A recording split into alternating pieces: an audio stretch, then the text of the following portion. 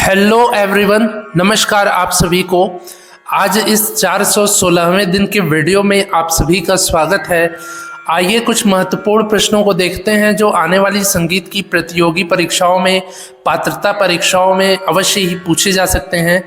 तो इसलिए आप इस वीडियो को बिना स्किप किए, बिना फास्ट किए पूरा ज़रूर देखिए। तो आइए आज का पहला प्रश्न देखते हैं। आज का पहला प्रश्न है, राग बिहाग में वर्जित स्वर है। राग बिहाग में वर्जित स्वर है रे ध स्वर। ऋषभ और धैवत स्वर वर्जित है, यानी कि उपयोग नहीं किया जाता है राग बिहाग में। दूसरा प्रश्न है, उंगलियों की सहायता से बजाया जाता है। उंगलियों की सहायता से बजाया जाता है चित्रा वीणा को, रुद्र वीणा को, एकतारा को और तानपुरे को। ये सभी तंत्री वाद्य हैं।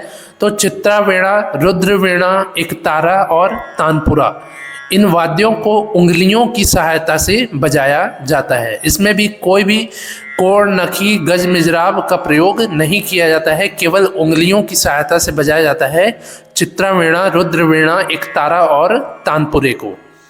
तीसरा प्रश्न है, जय जयवंती किस श्रेणी का राग है। जय जयवंती राग है परमेल प्रवेशक राग।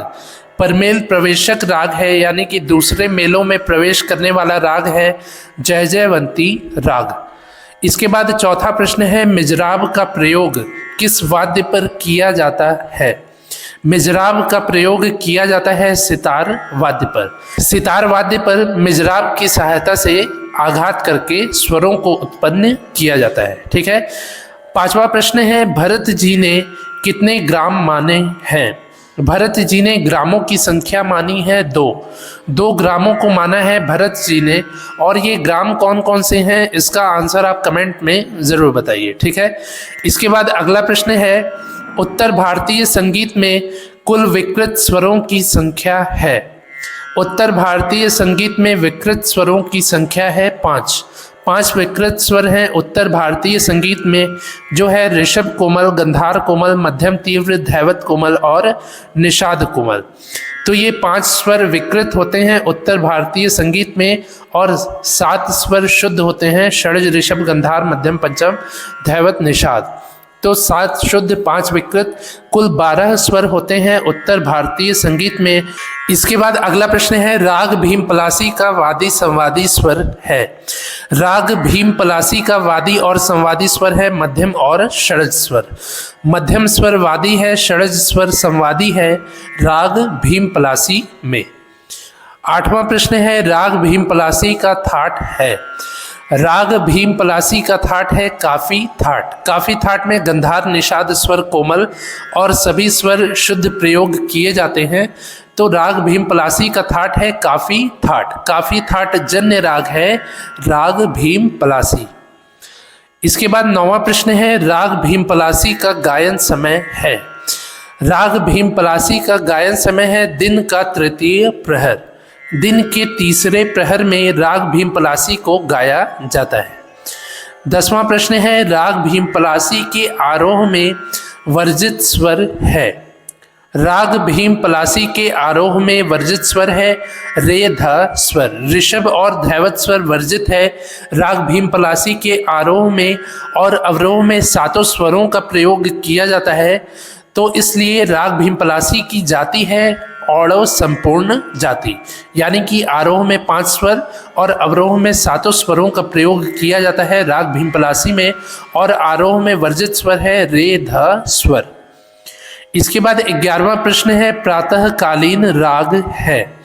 प्रातःकालीन राग है भैरव राग। भैरव राग जो है, जो भैरव थाट का आश्रय राग है, तो भैरव राग जो है ये प्रातःकालीन यानी कि सुबह के समय गाए जाने वाला राग है। 12वां प्रश्न है, सितार पर बजाई जाने वाली द्रुत गत को कहते हैं। सितार पर बजाई जाने वाली द्रुत गत, यानी कि जो गत द्रुत लय में बजाई जाती है उसको कहते हैं रजा खानी गत। रजा खानी गत द्रुत लय में बजाई जाने वाली गत है और इसको सितार पर बजाया जाता है। 13वां प्रश्न है, सितार पर बजाए जाने वाली विलंबित गत को कहते हैं। सितार वाद्य पर बजाए जाने वाली विलंबित गत को कहते हैं मसीत खानी गत। मसीत खानी गत को सितार पर विलंबित लय में बजाया जाता है। 14वां प्रश्न है, सितार में तार होते हैं। सितार में 7 तार होते हैं। इन 7 तारों के नाम क्या हैं? इसका आंसर आप कमेंट में जरूर बताइए, ठीक है। इसके बाद अगला प्रश्न है, मल्हार का प्रकार है। मल्हार अंग के रागों को वर्षा ऋतु में गाया जाता है, तो मल्हार अंग का प्रकार है मेघ मल्हार, चरजू मल्हार और रामदासी मल्हार। ये सभी मल्हार के प्रकार हैं। मेघ मल्हार, चरजू मल्हार, रामदासी मल्हार, मियाँ मल्हार, ये सभी राग जो हैं मल्हार के प्रकार हैं, ठीक है।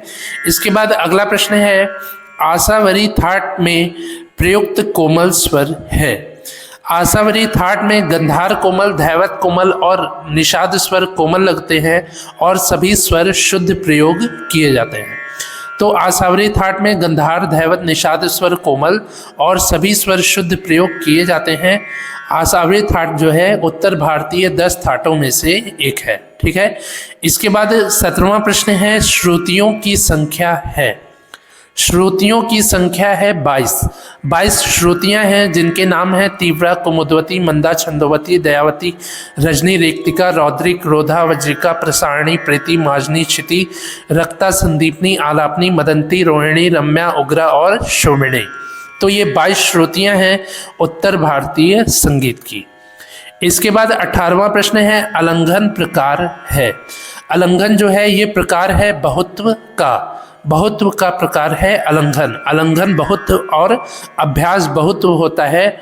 और अल्पत्व के कौन कौन से प्रकार हैं, इसका भी आंसर आप कमेंट में जरूर बताइए, ठीक है।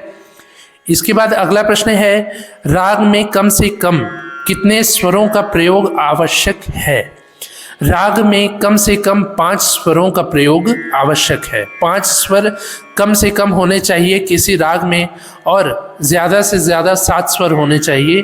पर मालश्री एक ऐसा राग है जिसमें 4 स्वरों का प्रयोग किया जाता है और भैरवी एक ऐसा राग है जिसमें 12 स्वर का प्रयोग किया जाता है। तो परीक्षा में नंबर पाने के लिए यदि पूछे कि राग में कम से कम कितने स्वरों का प्रयोग आवश्यक है, तो आप 5 स्वरों पर ही टिक करेंगे, ठीक है। इसके बाद अगला प्रश्न है, वैदिक कालीन स्वरों में उदात्त का अर्थ है। वैदिक कालीन स्वरों में उदात्त का अर्थ है स्वरों की उच्च अवस्था। स्वरों की उच्च अवस्था को वैदिक काल में उदात्त कहते थे, ठीक है। वैदिक कालीन स्वरों की उच्च अवस्था है उदात्त अवस्था। तो ये हो गए आज के 20 महत्वपूर्ण प्रश्न। मुझे उम्मीद है आपको ये प्रश्न अच्छे से समझ में आए होंगे।